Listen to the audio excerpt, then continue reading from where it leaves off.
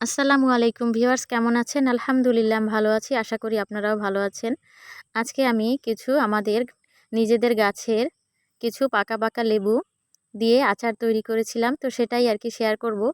আসলে লেবু যখন সিজন থাকে না, এটা হচ্ছে কাগজি লেবু, তখন অনেক সময় খেতে ইচ্ছা করে, পাওয়া যায় না। তো সেজন্য আমি এই যে কিছু লেবু গাছ থেকে তুলে নিয়ে এসেছিলাম। তো এগুলোর আজকে আচার বানাবো। তো এজন্য আমি প্রথমে উপরের ছোলাটা একটু ফেলে দিয়েছি, আর এরকম সাদা যে অংশটা সেটাকে রেখে দিয়েছি। আর এভাবে সবগুলো কেটে আমি মাঝখান থেকে একটু অর্ধেক করে নেব, মানে এটা দুখণ্ড করব একটা লেবুকে। তো সেভাবেই, আর আগে আমি লেবুগুলো ভালো মতো ধুয়ে নিয়েছিলাম। আর এখন কোনো পানি ব্যবহার করব না, যেহেতু আচার বানাবো।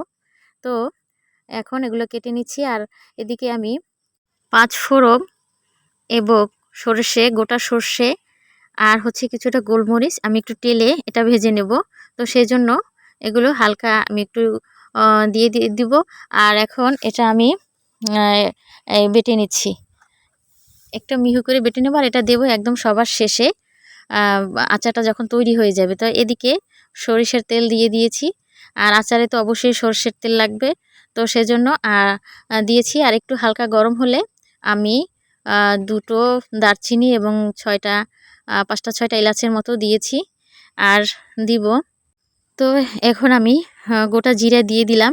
জিরা গুঁড়া না দিয়ে আমি গোটা জিরা ব্যবহার করছি। আর তেজপাতা দিয়ে দিব।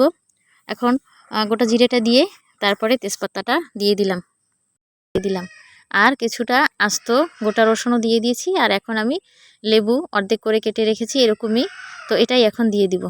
তো এখন এটা ভালো মতো একটু কষিয়ে নিচ্ছি। আর আমি শুকনো মরিচও দিয়েছিলাম, আচারে তো এসব দিতে ভালো লাগে। আর হচ্ছে এখন লবণ আর মরিচের গুঁড়ো, হলুদের গুঁড়ো, আর কিছুটা লবঙ্গ দিয়ে দিচ্ছি, কিছুটা কালো জিরে, এগুলো দিয়ে আরেকটু ভালো মতো আমি কষিয়ে নিচ্ছি। আর এখন দিয়ে দিলাম ধনিয়ার গুঁড়ো, আর এটাও কিছুটা কষিয়ে নিয়েছি। আচার তো এভাবেই সব কিছু একসাথে দিয়ে ভালো মতো কষিয়ে নিলে আচার তৈরি হয়ে যায়, এবং আচার তৈরিতে বেশি ঝামেলাও হয় না। আর এটা দিয়ে দিচ্ছিলাম একটু বিট লবণ, তো সামান্য দিয়েছি, যেহেতু লবণটা আমি বেশি দিয়ে ফেলেছি এজন্য। আর এখন কিছুটা চিনি দিয়ে দিলাম। এখন এটা ভালো মতো কষিয়ে নিবে এবং অল্প হিটে রান্না করতে হবে, যেন নিচে না লেগে যায়, যেহেতু তেলটা একদম ভাজা ভাজা হয়ে গেছে। আর এখন চিনি দিয়ে দিয়েছি, আর আমি এখন চুলার জালও একদম কমিয়ে দিয়েছি।